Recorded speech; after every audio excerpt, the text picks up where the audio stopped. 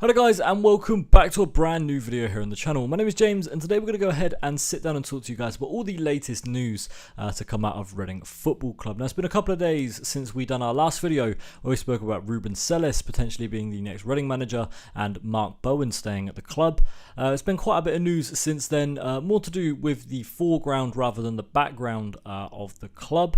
This one today is going to be more focused on players that seem to be coming out, as well as a fan-led group that will potentially spark a movement at Reading Football Club. But to begin the video, we're going to go ahead and talk about some of the background stuff, and it's come from Alan Nixon, who's reported that Reading's budget is less than planned, with the club blocked from using a multi-million windfall of land sales when the EFL make future checks on spending. So it looks like our budget for the season is going to be a lot less than planned.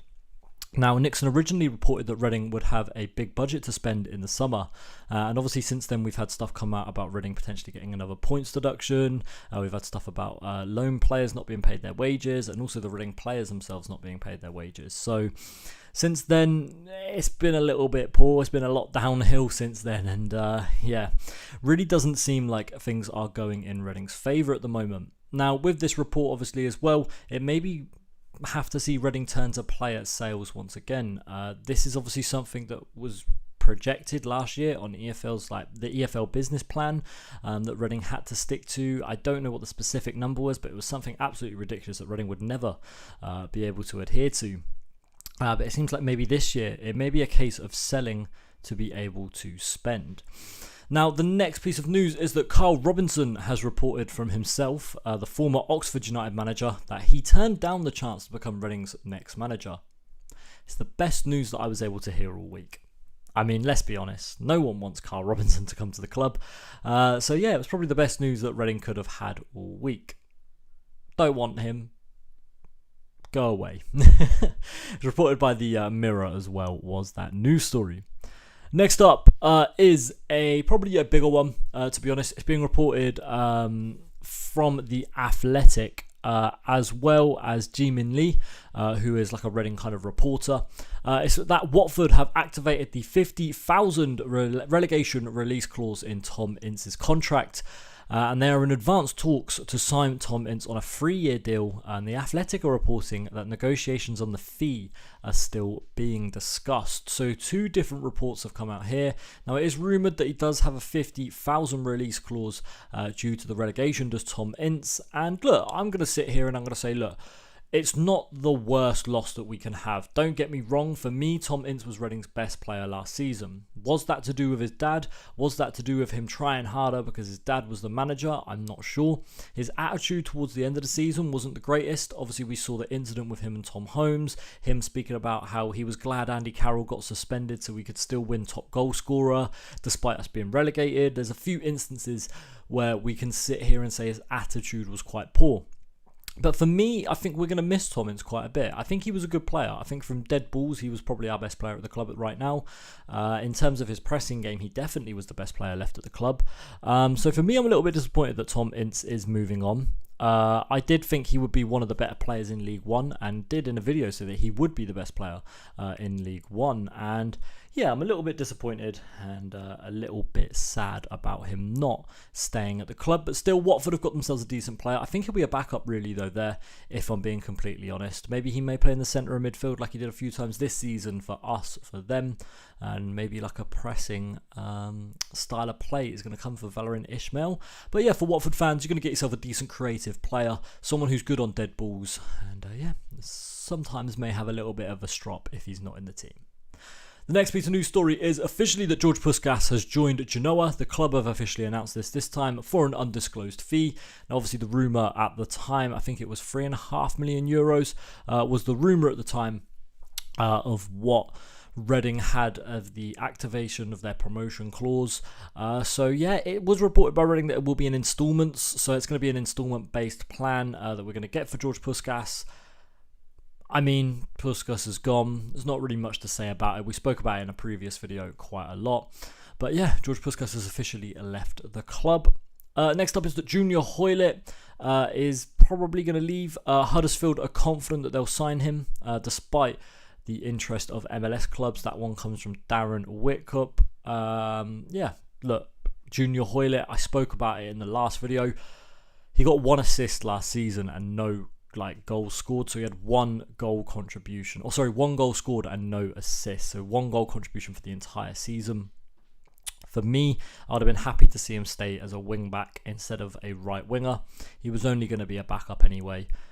Thanks for the memories, I guess, Junior. Your time here hasn't really been the best, but it is what it is, I guess. Next up, we will see that Yakou Meite has officially left the club after 7 years with the club. He officially is going to be leaving. Listen, thank you for all the memories, Yakou. I've got to say that. Look, Yakou Meite has been here for a very long time. He's been here under a few owners, and look, if I'm honest, he was one of Reading's better players. He was definitely a fan favourite of the club. I think he would have been outstanding for us in League One, but unfortunately, Yakou Meite is going to be leaving. He officially himself has come out of a statement after Reading reported it today. It's to everyone at Reading Football Club. I'm sad to announce that after 6 years with Reading FC, I will be leaving after failing to reach an agreement with the club. I came here as a boy and I leave as a man. I can't express how grateful I am for everything you guys have done for me in my career. Every single one of you helped me to be the man I have become. I've got so many memories both on and off the pitch that I will never forget. I want to thank every coach and all the staff I have been working under, to all the people behind the scenes working hard for this beautiful club, to every single fan who supported us, a personal thank you for all your love and efforts. It's because of you that I will always be a Reading fan, and I'm 100% sure that Reading FC will be back. Look, it was quite sad, to be honest, to see Yakou Meite officially leave the club. I've been a fan of his for a while, and I really do like Yakou Meite. So for me, it was a shame. But to me, it kind of starts to see the progression almost of stuff starting to happen at the club. Obviously, we've seen really no communication throughout the summer, but today we really have started to see a lot of communication come through, as we've seen the Georgepoukas announcement, we've seen the announcement of Yakou Meite. So, we're starting to slowly see pieces come together for Reading's kind of rebuild in the summer.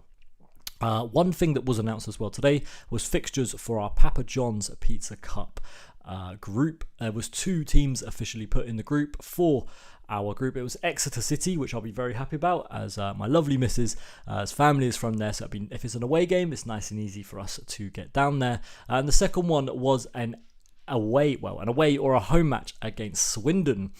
Now, that means Reading will play Swindon and Oxford for the first time in nearly 21 years, and I am very excited about that. The last time we played Swindon was in 2002 competitively.